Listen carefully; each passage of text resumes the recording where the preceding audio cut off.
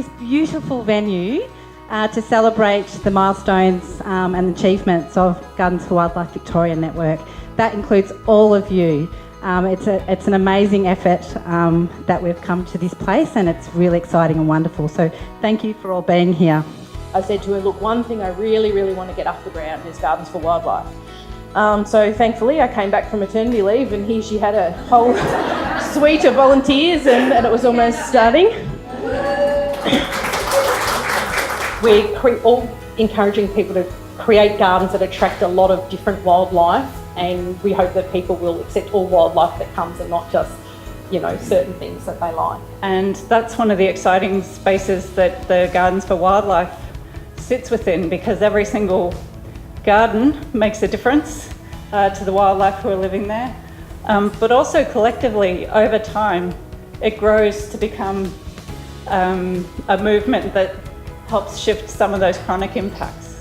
I was working on my own with a couple of other people, writing a booklet about gardens and wildlife, and then I discovered Gardens for Wildlife and discovered these people who are like-minded, who will give advice on people to speak to, ways of going about things, and it's just fantastic. So Gardening for Wildlife has provided a wonderful mentoring group of people that I could call and contact and look for support. I think our greatest success is how our volunteers have connected with each other and learnt from each other's experience and knowledge. Our greatest success with developing a Gardens for Wildlife program has probably been getting a really great passionate group of volunteers involved who have been able to go out and visit our participants and give them lots of tips around what they can be doing in their garden, linking them with others in their local area, ways that they can get involved in their community.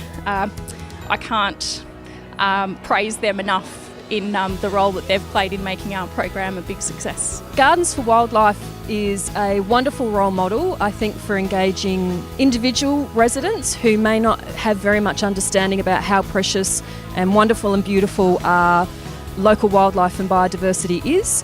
And we support a lot of community groups, and so Hume City Council is looking at establishing Gardens for Wildlife program next year to work with our incredibly diverse and multicultural community to really teach them and engage them in nature. It's actually a wonderful opportunity for the people themselves to develop and grow their own confidence to roll the program out for them, and that we, every time we drive home from one of these, take something back to our program that we've learnt. So it's incredibly important that we come together and keep re-energising and re-enthusing, but also re-informing ourselves about what's happening out there. And since being involved with Gardens for Wildlife, it's taught me a lot. I've put in bushes such as grevilleas, and they have been so bird attracting. And it's also taught me the importance of multi-layer of plants in the garden. You need the larger shrubs, the smaller shrubs, and also the ground covers.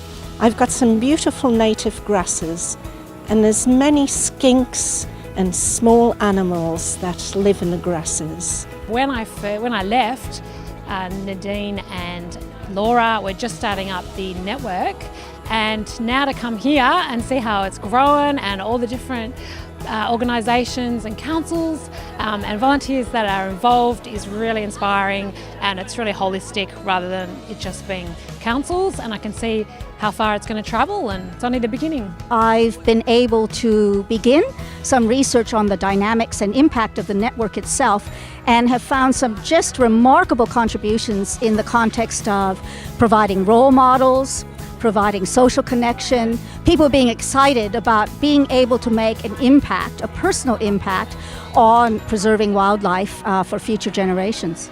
Just really sat there feeling so fulfilled that wildlife persists despite us and with us, and that what we do here is to go, we acknowledge that, we love that, and that actually we really, really want to enhance it, and we want to share it with other people.